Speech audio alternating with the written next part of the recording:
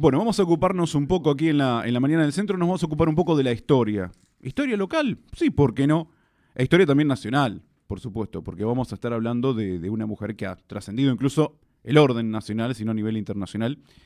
Hoy en la Biblioteca Popular, a partir de la hora 19, en la calle Moreno 30, tenemos una charla. Yo voy a decir una charla, después ellos me corregirán, ¿no? Si es una disertación. Hay fotografía, hay historia.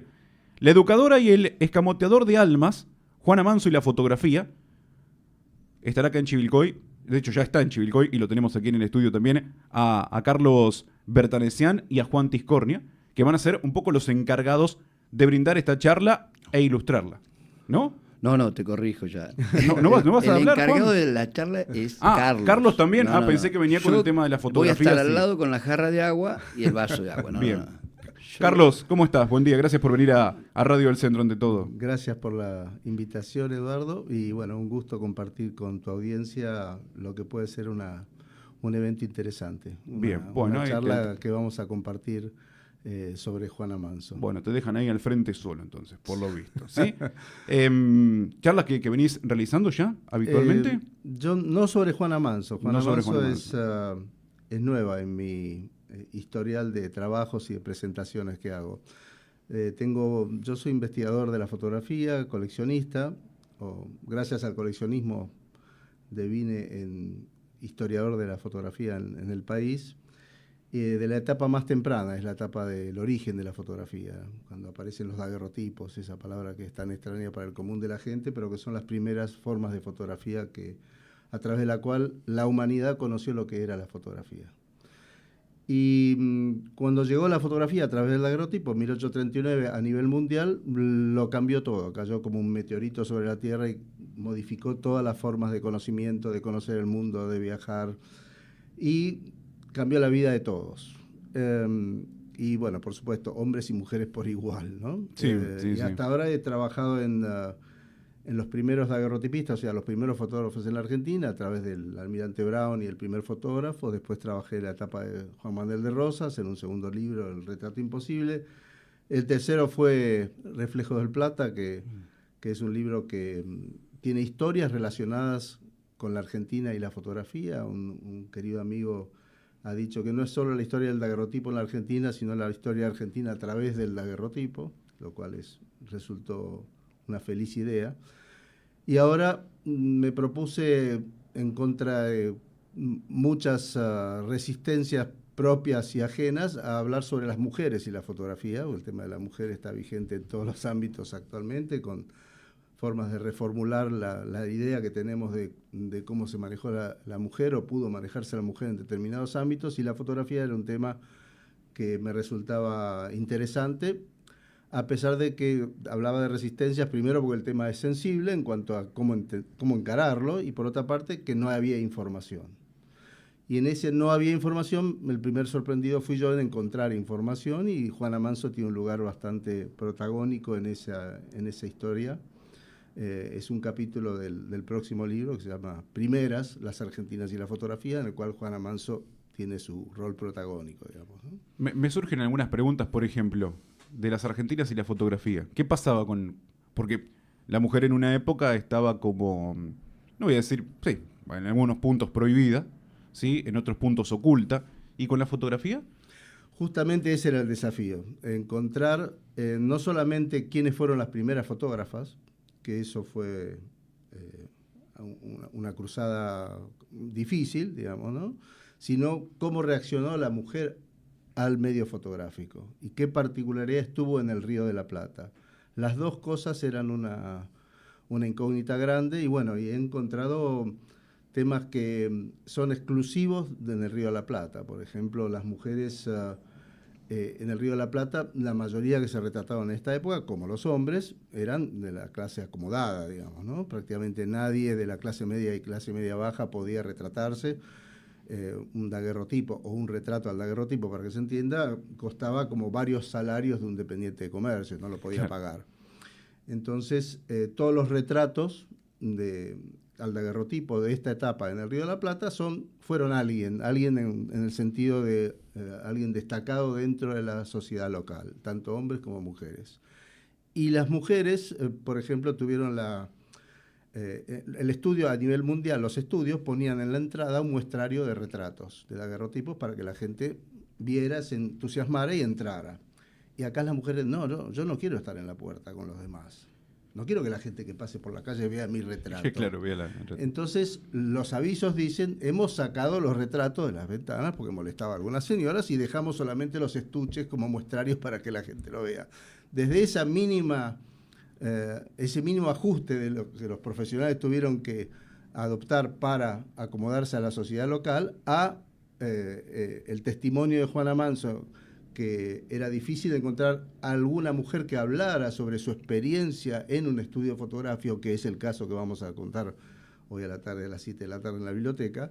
Me resultó un hallazgo fenomenal. En realidad el hallazgo lo hizo Karina Belletti, que es una estudiosa de Juana Manso, pero que aislado no decía nada, había que darle contexto. Y la cantidad de vertientes y facetas o aspectos que se pueden narrar respecto a lo que ella dice de su vivencia en el estudio realmente resultan fascinantes.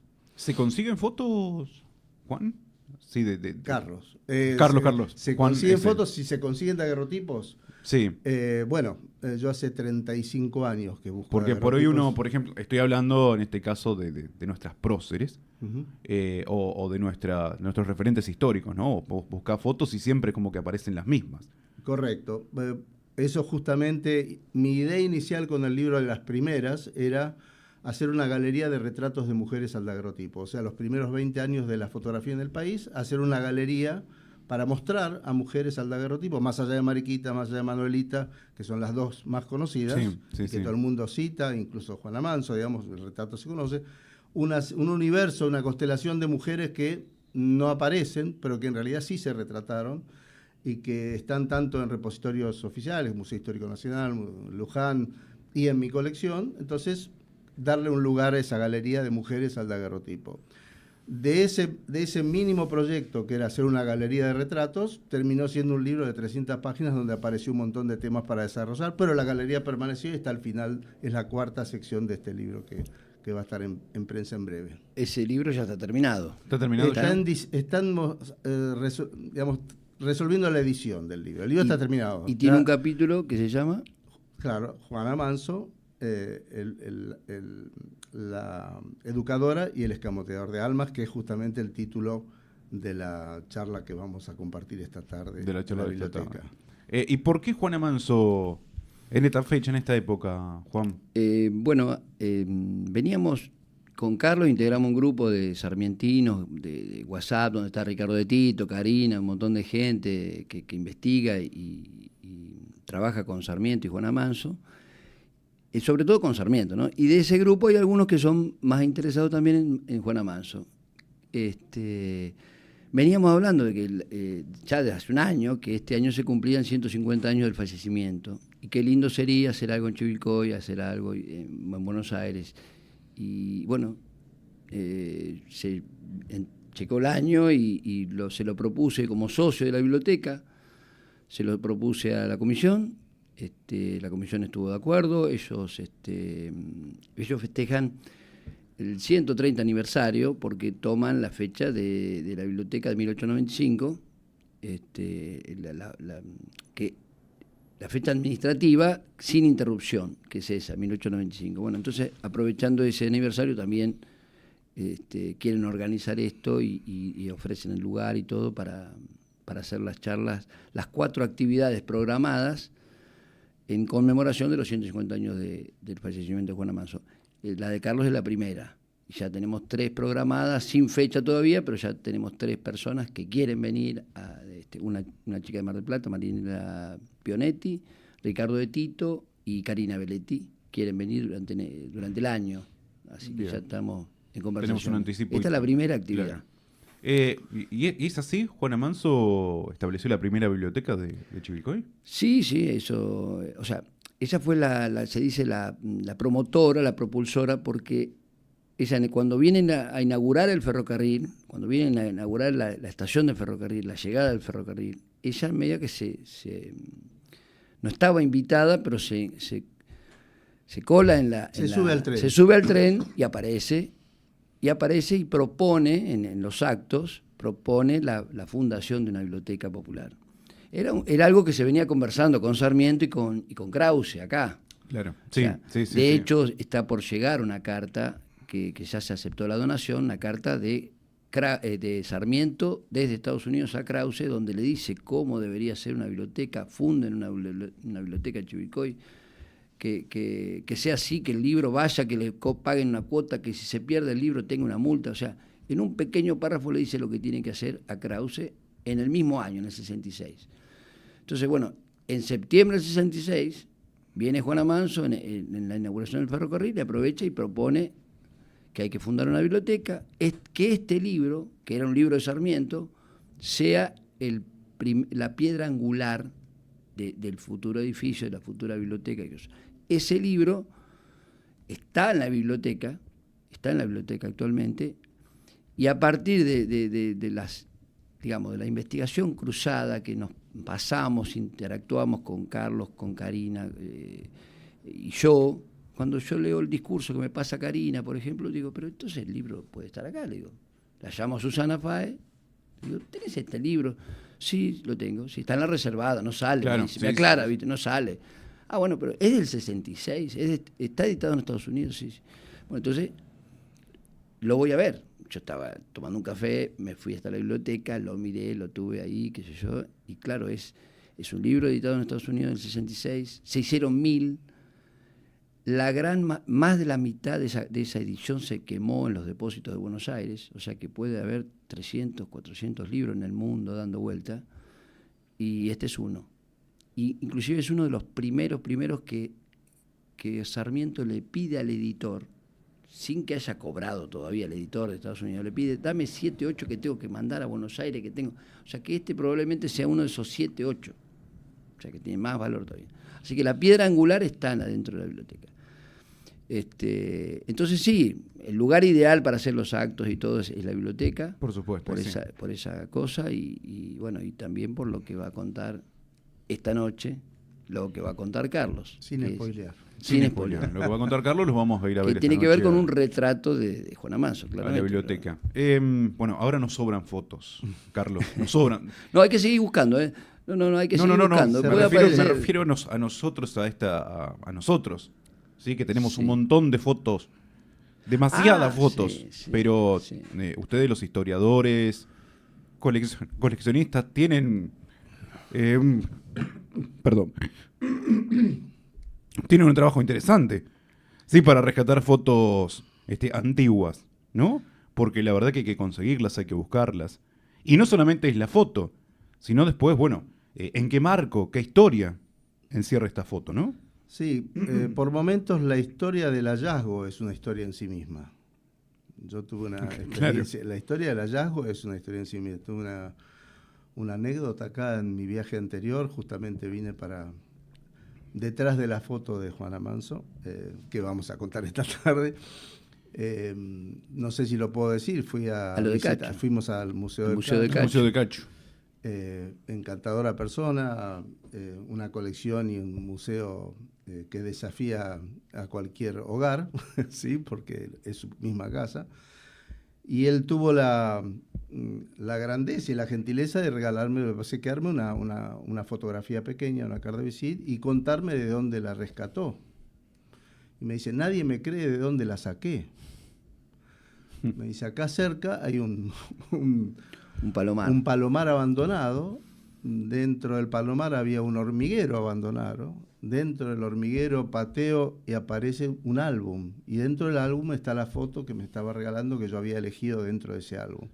Es absolutamente inverosímil si lo fuera porque Juan me dice que es absolutamente cierto. Si lo dice Cacho. O sea, estar sacando fotografías de valor histórico, y por cierto que lo tiene esta porque era nada menos que un autorretrato de Antonio Pozo, que fue el fotógrafo del ferrocarril, por otra parte, que vino a Chivilcoy, estuvo en la campaña del desierto. O sea, hay toda una historia. Mi libro anterior tiene un capítulo dedicado a Antonio Pozo. O sea, encontrar una fotografía inédita de Antonio Pozo adentro de un álbum, dentro de un hormiguero, adentro de un palomar, en Chivilcoy, es una historia en sí misma. Ese Entonces, es el por tema. supuesto, Es una sí. foto inédita. Claro, O sea, ahí la está. imagen no la Sí, tenía. Sí, no se la compró a algún por otro eso coleccionista. los desafíos son interesantes y cada historia de hallazgo también la voy atesorando porque es parte de la historia de la pieza, digamos, ¿no? De lo que uno encuentra. Y me permito corregir una sola cosa. Hablaste, estamos con demasiadas fotografías. Ya no son fotografías. Bien. Ya son ya no, Imágenes. Claro, la fotografía tenía implícita la idea de veracidad. Claro, ¿sí? Si bien, sí. por supuesto, el retoque no lo inventamos en el siglo XXI, sino que el retoque existe desde la etapa misma del daguerrotipo, había una cierta suposición de veracidad en toda fotografía analógica, ¿sí? Desde el daguerrotipo, que era prácticamente imposible.